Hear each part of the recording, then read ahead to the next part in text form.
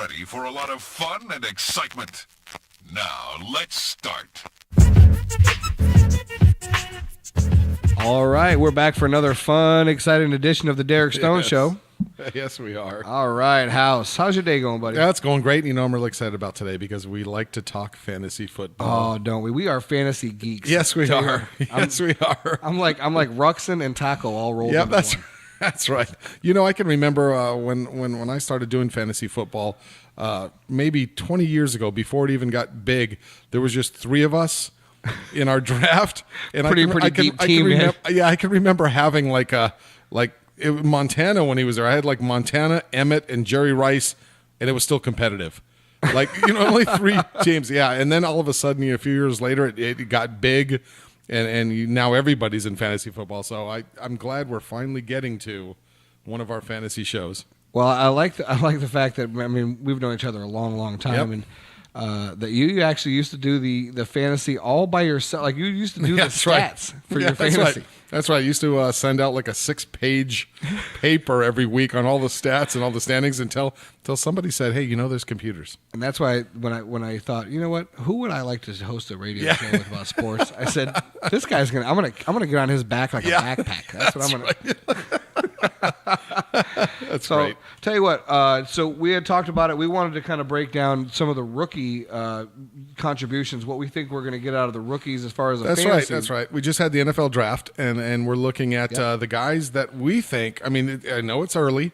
I know we haven't even had the camps yet or anything, but we're going to already pick the guys we think that are going to be successful next year. Absolutely. We'll probably be totally wrong. Well, no, come on. Matter of fact, everybody last year, I remember, was jumping on the Monte Ball. Yep, that's train. right. Yes.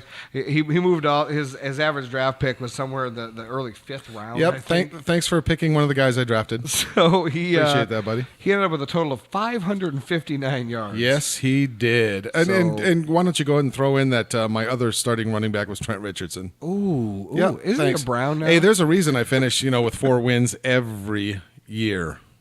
So take his picks with a grain of salt when it comes to that. Yeah, that's right. All right, so we're going to do our top 5, who we think is going to be total overall point getters for fantasy from a rookie perspective. Right. My number 5, Yes. I have Kelvin Benjamin from the Panthers. So you're thinking maybe, you win a championship in college and you're going to translate quickly into, the pros and do well there? It's more like kind of better of no evils. Is that what it is? Yeah. So Carolina? Take him out of the equation. Can you tell me who their starting wide receivers were? No, I think you named them. Yeah, I don't. I know they lost everybody else. It's slim to none. So Yeah, that's they right. lost everything they had. I mean, they lost their franchise wide receiver and Steve Smith they've had for many years. That's They right. had Yeah, Brendan LaFell left. Yeah, again left. Yep, So that's right. That's right. So the way I look at it is, he is going to be all they got. I mean, Right. And so And that's the reason I didn't pick him. I can see what you're saying, maybe a double coverage type situation, but the fact that they run the ball so well there in Carolina, and you have a legitimate threat, no matter if it's with his arms or his legs, Right. with Cam Newton, I think this guy is going to get lots of targets. And as far as double coverage, I mean, not that I'm comparing him whatsoever. Let me put this out there first. Right. Not that I'm comparing him to Megatron, but you do have guys like Megatron use that them get in the doubled and tripled. Well, use them in the same sentence. I know, slap my face.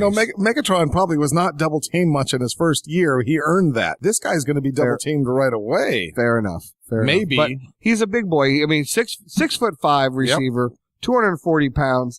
His arm length is a ridiculous 35 inches. Right. So he's got the leaping ability. He's got an outstanding jumper. I think he ran real fast too. Yeah, but not to show a preview of other ones, but I mean, if he was going to be that, I know other receivers taken ahead of him, and you would think that having that kind of size and playing for a championship team, that he might have gone, where the Sammy Watkins or those kind of guys that were double teamed. I tell you what, I didn't see all the backstory to see everything.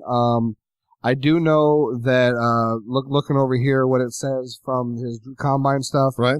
It says weaknesses is that he lacks elite top end speed. Right. Very good at releasing, but not very good on tight press coverage. Right, which he's going to see a lot of in the NFL.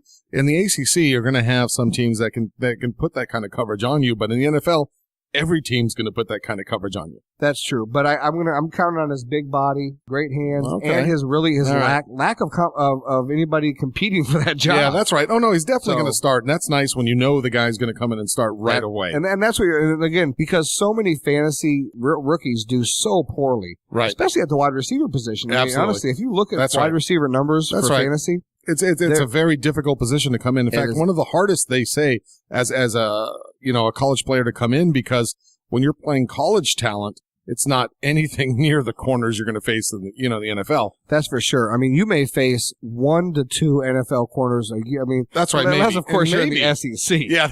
Well, yeah. Then everybody, right? Of course. Yeah. Did we say 20%? Yeah. That's right. 20% of the draftees, of the draft this year was SEC. So unless you're in there, although they did throw a lot in the SEC, and actually this year, yeah. So I'm not sure about that, but I agree 100% that having him there and starting right away is going to be a big thing. But I didn't have him on my list. I probably had him maybe 8 or 9, but I just don't see that he's going to be top 5. But my number 5. Yeah, let's hear it. And you'll like that, Johnny Manziel. And you're going to say, what? Wait a minute. You just knocked a guy for starting, and now I'm taking a guy that's not penciled in as a starter. Yeah, matter of fact, as I recall, that was one of the knocks when we broke down the draft. That was one of the knocks you had on them. Yeah, that's right. That's right. But whenever we're talking about fantasy, there are some people that do fantasy that we're foreign with, but that have a dynasty league. Oh, yeah, where you take guys that are going to stay with you. Very true. And this guy is going to be probably one of the best in this draft for a dynasty league. Very true. He's going to be there a long time. I didn't think about that because I don't run that kind of league. Right. That's right.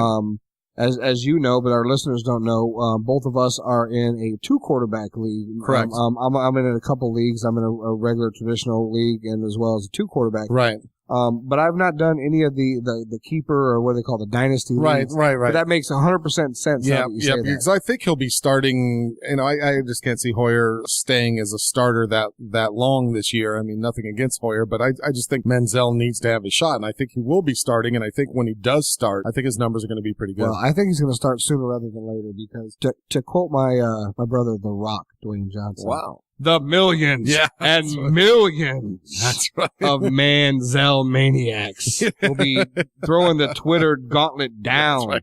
They're going to let it be known that they want him starting. Yeah, I can smell what he's cooking. What do you like it for? I went with kind of a homer pick, my Detroit pick. Oh. I think that Eric Ebron. Nice. Out of North Carolina, wide receiver. I think not a wide receiver, although he did. I mean, honestly, he took 61% of his snaps at North Carolina from the wide receiver position. Right, he did not take them from inside on the line. Right, which is amazing. And actually, we had a guy in our league one time that took a tight end who lined up like that as a wide receiver, and he did really well with that. You know what? You guys are going to keep bringing this up. Yeah, we're never going to let you forget that. The one year Marcus Colston was a rookie. Right. Yeah, and he was tight end. Come on. Yahoo Sports had him listed as a tight end. Ridiculous. I took him, won the league, and let me tell you what, I have never heard the end of this. We got hosed. But I like that pick because I actually have him at number 2. And I think, and the reason why I took him at number 2 is I think when you have Megatron on one side, Golden Tate on the other, somebody's got to have a double team, which obviously it's going to be Megatron. There's going to be a lot of room underneath for him. Oh, and a lot of room. And I tell you, the reason I put him in my top 5 is the number one reason for me is because of the coaching staff. Yes, right. The offensive coordinator. Joe Lombardi is now there. He comes up from New Orleans. Right. He's already kind of hinted at that he's going to make this New Orleans North as far as offensive scheme. Did he have an okay tight end in New Orleans? Oh my God! So he takes Jimmy Graham, who is almost identical. If you look to the college story of these kids, neither one of them started off playing football. They both started off playing basketball. Matter of fact, I read the backstory on Eric Abram. He was a basketball player that went with a buddy, who a buddy was going to go try out at North Carolina. Wow. And so he goes to this summer camp. He goes to this camp and he goes, what the heck? I'll try out with you. And one day of trying out, they offer him a full ride. Wow. One day. Wow. So solid hands, obviously. I mean, you had to impress him with solid hands. And you look at the fact that, the tight end, the reason I put him in here, I think he's possibly going to be their, number 1 passing catching tight end. Yes. which, I mean, you got Ferrier there, you Right. have Pettigrew there. Right. So, but I still And think. you just named a couple of good blockers. You did. And, this guy's going to. Yeah, this guy is not a good blocker. And that is the knock that's right, on him. right. He's getting stronger, but he does have great hands. Right. And if you got other guys like that, you don't need to do that. Right. Although I have seen Lombardi many times in New Orleans throw out a 3 tight end set that was not called a jumbo set for running. Yeah. Wow. No, so they actually scored 14 touchdowns this last year there With that set. With that set. Yeah. So, I mean, that's a big deal. Yeah, he likes and, it. last year, as far as tight ends, we had 10 tight ends that caught 60 or more passes in 2014. Right. And that is with Jermichael Finley almost Right. out for the year. That's right. Rob Gronkowski out for most of the year. Right. We right, also yeah. had Right. So what you're saying is that a lot of the NFL teams now are going to a tight end that can catch the ball. if not two. If not two. So So and when you get that kind of potent offense and you have Matthew Stafford, I think that he's That's going right. to be something to deal with. I mean, is he somebody I would pick in the first 3 or 4 rounds? Probably not. No, but wouldn't you think that he's a fringe one if the 6 or 7 other tight ends go, maybe not even that high, and then you got a shot at him, or he's got to be your guaranteed second. Absolutely. At And I that tell you point. what, I'm thinking about it in my head. I can think of 5 or 6 tight Right. ends, and that that's you would it. take ahead of him. That's it. Right. So yes, you're right. I mean, he's definitely in that Yep. 1-2 tier. That's right. He's probably the only one that I have on my list that is almost a fringe 1-2. Yeah, I agree. I mean, I know you have I- him as 4, and I have him as 2. My Which- number 1 guy is And which brings me to my number 4, which is your number 1. Oh, yeah. I think my number 4 is Sammy Watkins. Correct. We went with a hometown boy, us being from Fort Myers, Florida. Yeah, that's right. So yeah, we go with Sammy Watkins. And that's my number 1. Your number 4. Right. So tell me what you got about. Okay. Well, I think number 4. I know he's coming in as the number 1 receiver on the team. With Stevie Johnson being traded, which tells me double team. When I see that, very true. When I see some receivers come in situations where they're going to be the number 2 receiver, I think they have a lot more ability to catch the ball because they're not going to be double team. And in fact, we had talked about earlier where only 3 rookie receivers caught more than 50 balls last year. So there, it's not one of those positions where you think that, he's going to get 80 or 90 catches. I mean, maybe he will, but the stats don't prove that out. Yeah, I'm not sure if we had brought that up on the air or off the air, but I know that we had talked earlier about how Keenan Allen had 71 last year. He led all rookies, right? And that's a big number. That's big. Yep.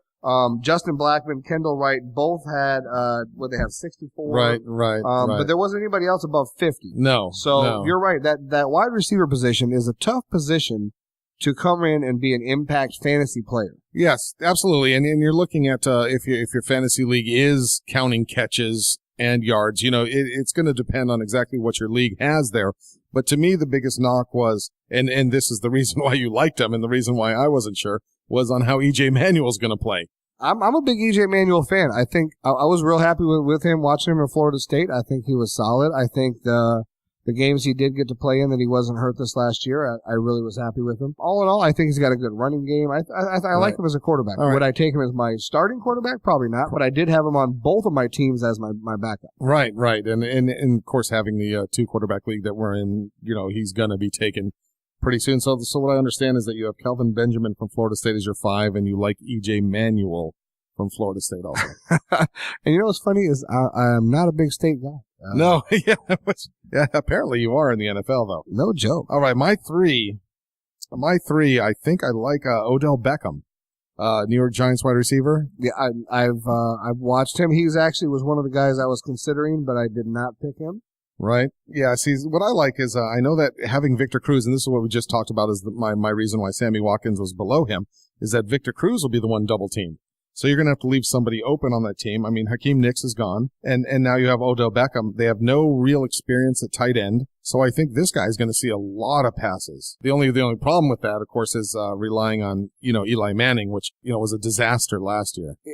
As our good buddy Rick always says, Yep. Eli cannot throw in the wind. Yes.